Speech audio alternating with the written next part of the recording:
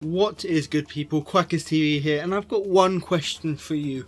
Who crapped in the elevator? Because this shit is about to be taken to another level. Yes, boys and girls, for the first time, the long requested Man United rebuild is here, and obviously there was only one player we could sign straight away.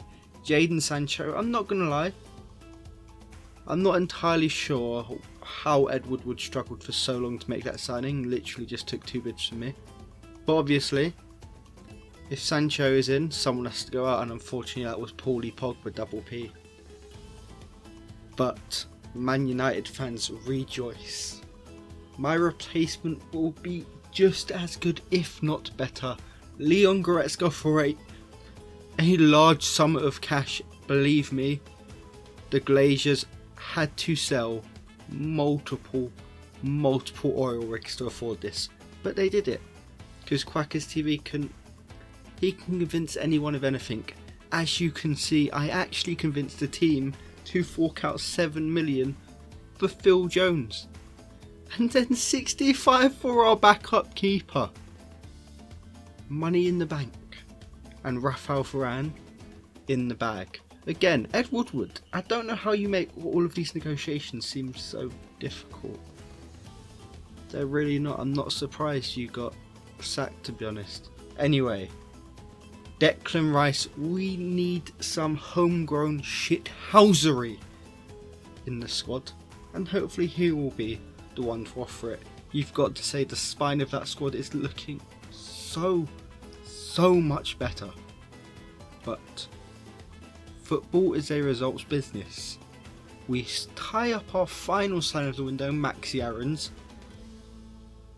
Can this team of great players put it together when it counts? That is the question. He's the biggest fool in Manchester. The answer is probably no. Despite spending nearly £300 million on players, it's not gone great. So we smash open the emergency fund. In case of emergency piggy, he sacrificed his life for this signing. Romelu Lukaku, arguably one of the top 3 strikers on the planet right now, coming back to Manchester, which obviously means the end of Big Edison. But as you can see, the team needed it. The development may honestly be some of the worst I've ever seen. I don't think I've ever seen any team have such a slow development cycle. We're going to move swiftly on from this season, and from that St Etienne result. Editor Quackers, please. As you can see, the Premier League didn't go great. Did the FA? No, the FA. The FA Cup didn't go great. The Carabao Cup? It didn't go great. We all know about the Champions League, the Europa League. Did we get to the semis? Did we get to the quarters? Come on, the round of 16 at very least. Come on. Even I'd sack me at this point. No one loves me more than me. Anyway, on to the new season. We needed a big signing. Erland Braut Haaland. Quackers knows one thing, and it is how to overuse a striker. Haaland in. Yuri Tillemans in. It was quite clear that Declan Rice just wasn't developing at the rate we wanted him to.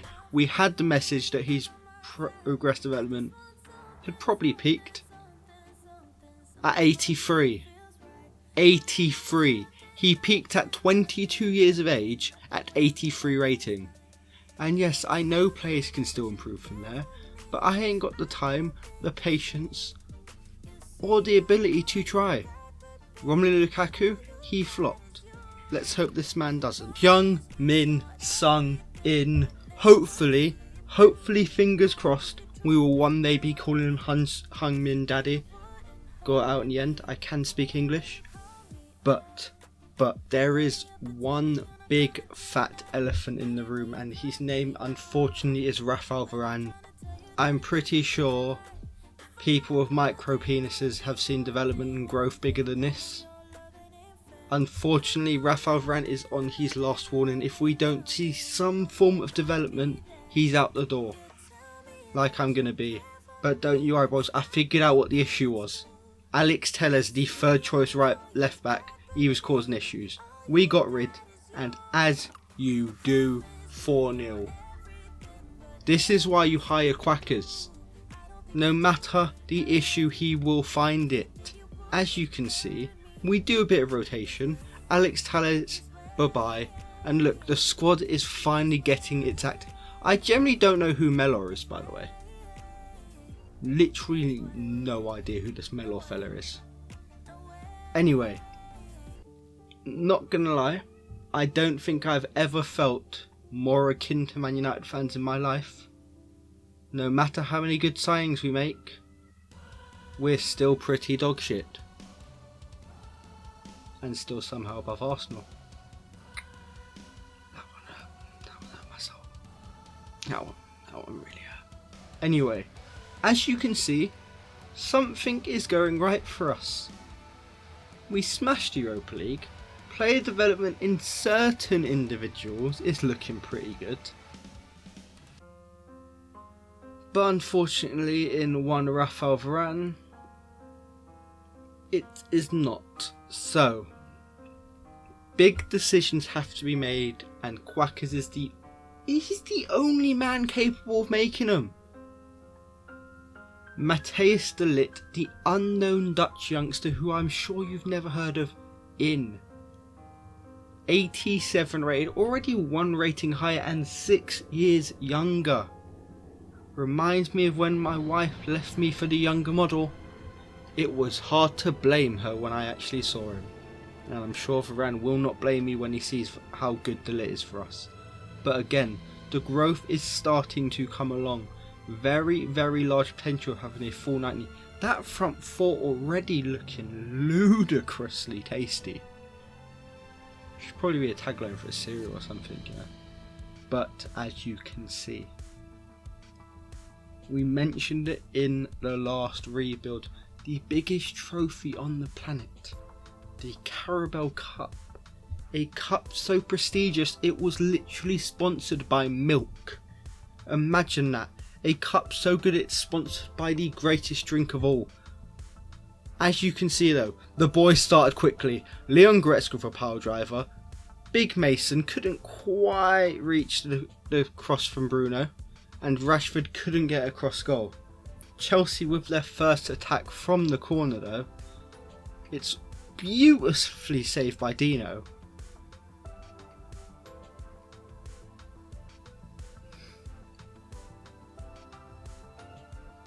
You know, I've watched this replay a lot. I'm still not quite sure what the referee saw. All I see is number 19 throwing himself to the floor.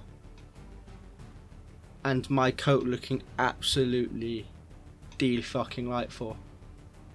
Kai Havertz though from the swap. We all know when I had the baguette before Ilya Mesli, I was unbeatable in net. That ball is probably unstoppable as it reached the net, and it's now 1-0 Chelsea in the biggest cup final in Manchester United's history.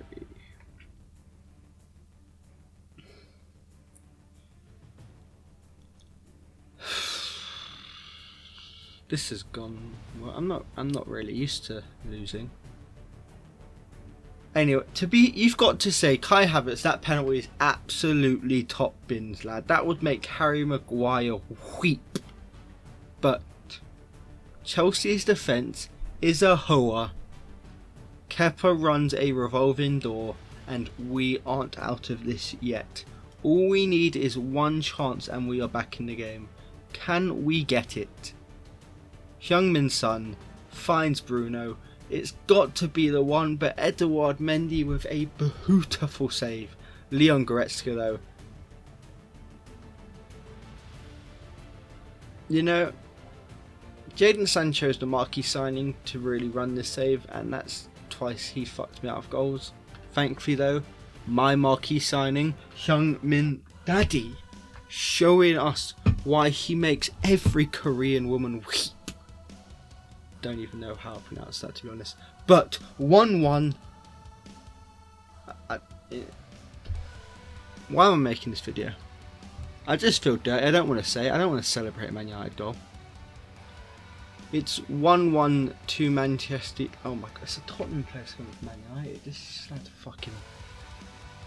This is just literally the worst case scenario for me. Anyway, Son drives for on goal. He finds Big Bruno. Extra time is my time. I already asked you once. I'll ask you again. Who took a crap in the elevator? Because this shit has just reached a new level. We come forward again though with Big Bruno Fernandes.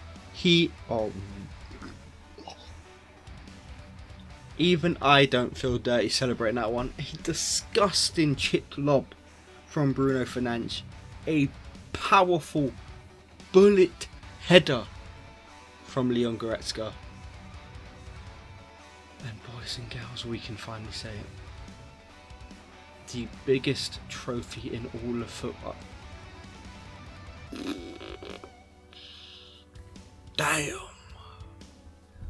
The biggest trophy in football, sponsored by Carlin, sponsored by Coca-Cola, sponsored by Milk previously. The Carabao Cup is coming home, just like this ball comes back home and is promptly tucked into the bed.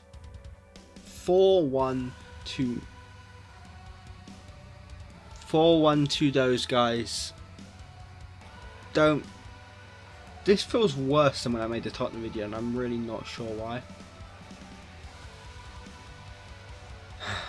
I'm almost looking forward to making the Manchester City one tomorrow and absolutely destroying this squad. But Bruno Fernandes makes it 4-1.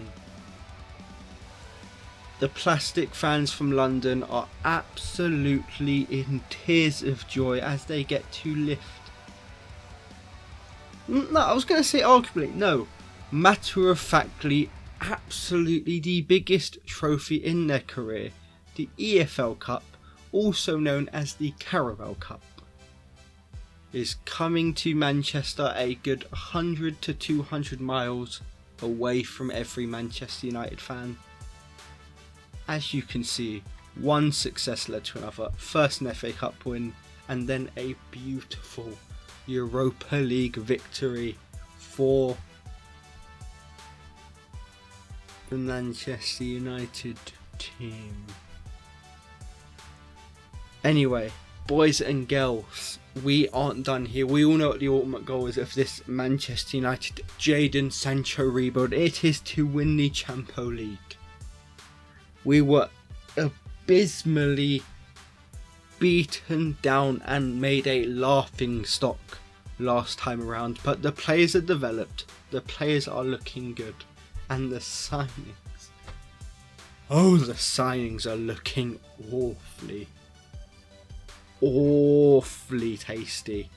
Frankie de Jong, 130 million bags plus Yuri Tillemans, Matthijs de Ligt, Donny van de Beek and Frankie de Jong, the Dutch triangle, reunited though. The team that took Ajax to the Champions League semis and just seconds away from the finals. But Man United ain't won a final in a while. And last time they did, this man was one of the leading players for him. Cristiano Ronaldo becomes our first and only signing of the window. That is how confident I am in this Man United team. Let's see if league form can translate. They haven't lost a fuck. This is worse than my Invincibles team, by the way. Our reward for winning 6 on the bounce, Real Madrid. But this is where I thought we need some depth. We got Real Madrid coming up. We need some depth players. So Vinicius Jr. in, not the only one though. Fede Valverde in. We needed some extra depth for the team, I thought. Young, energetic, explosive. Vinicius, in fact, that was a joke off trying to get Vinicius back. I rate that hustle, Zenedine. I rate that hustle. Valverde and Vinicius. It's just a coincidence we have Real Madrid next, I promise you. Vinicius and Valverde offering excellent depth to the squad. As you can see, the players' development in some situations has massively stalled, but in others, like one Jadon Sancho, who is up to 94, and Marky but Rashford is up to 93. 93 Bruno, 94 Sancho, let me repeat myself, 94 Bruno, 93 Rashford, 94 Sancho, 92 Heung-min Daddy up top, and Real Madrid don't stand a fucking chance. Thought I'd get to depth in for this game. Valverde and Vinicius in against the old club. I'm a sentimental geezer, you know. And, you know, we show how important depth is. A solid 1-1. The energetic legs of all of our young players probably coming in very handy as we try and get another handy from Real Madrid rivals Atletico Madrid. 1-0 in the first leg. How does the second leg go? Dun. Press it. Press the button. Dunno out here. Slap them in the face. Bye Felicia. We are on to the semis, but you know Quackers don't ever leave a semi untouched. That sounds so wrong. 1-1 in the first leg though with Bayern Munich. Son back from injury. Can he be the decider? Yes, he can. Don't we all just love and adore the away goal rule? And don't we? Arsenal aren't even in the top 10 in that picture, and I've just realised this watching this back now. Holy shit. How did the FA Cup go, you ask? Why, thanks for asking.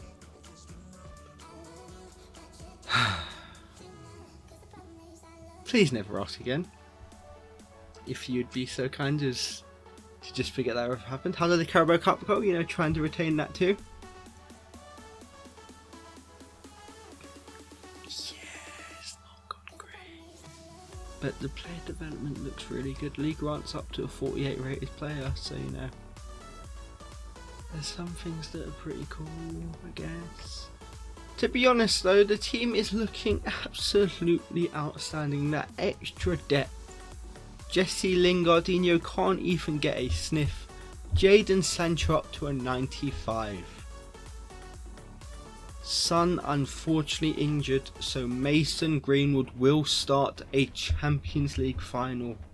The homegrown boy, done good. Didn't text some random fots from a random country to come and pick him up in the morning, pal. And who would have thunk it? Liverpool, the only team standing in the way of Manchester United. But what can they do? All I see though, Roberto Firmino,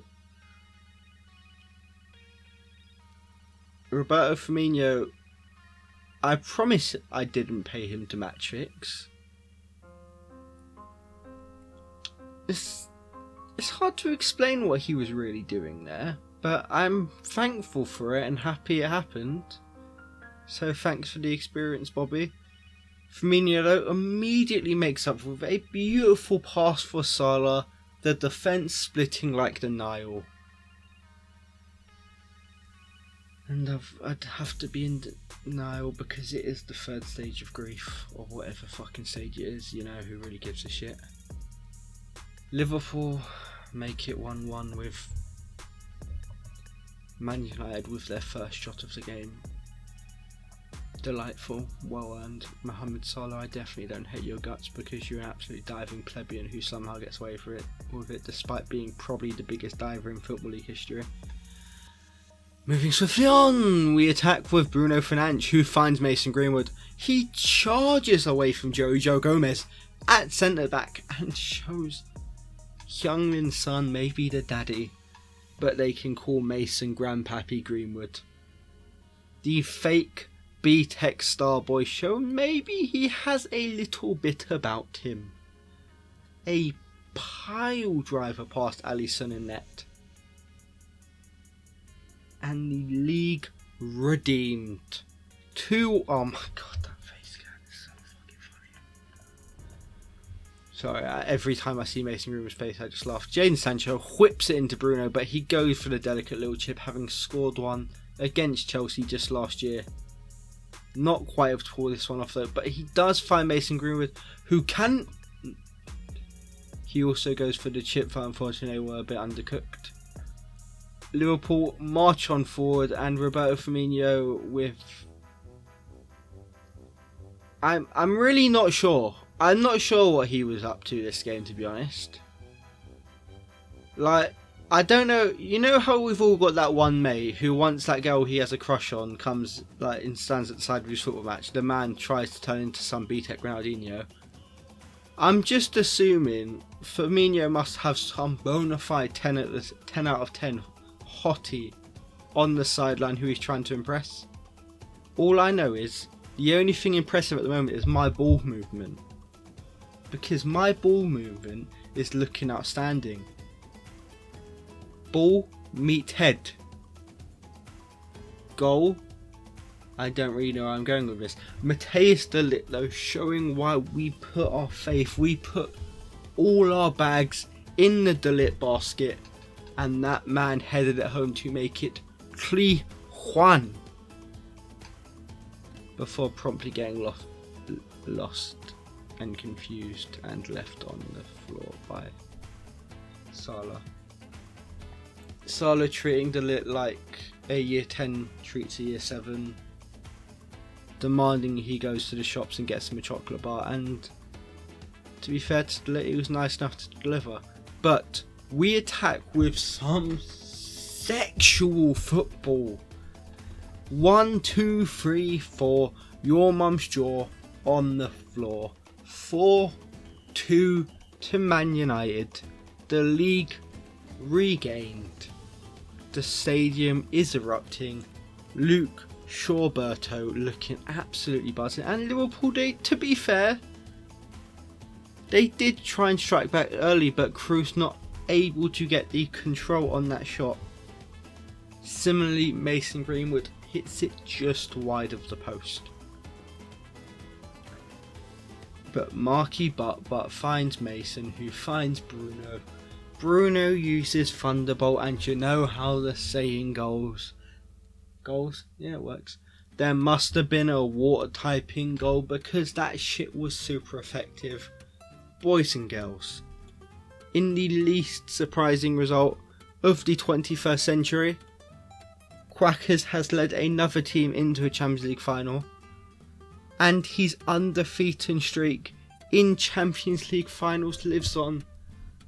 Boys and girls, everyone else, hope you enjoyed. Have a good one. Gonna be releasing the Manchester City rebuild tomorrow, so keep an eye out. But for now, love to you all. Quackers TV, he was here. He was in your ear. Get used to it. Lads, ladies, and all of the above and all of the below, have a good one. Love you forever and more. Going to try and shoot myself in the brain now though, unfortunately, to try and get this sight out of my eyes forever. Boys and girls, I'll see you tomorrow. Peace.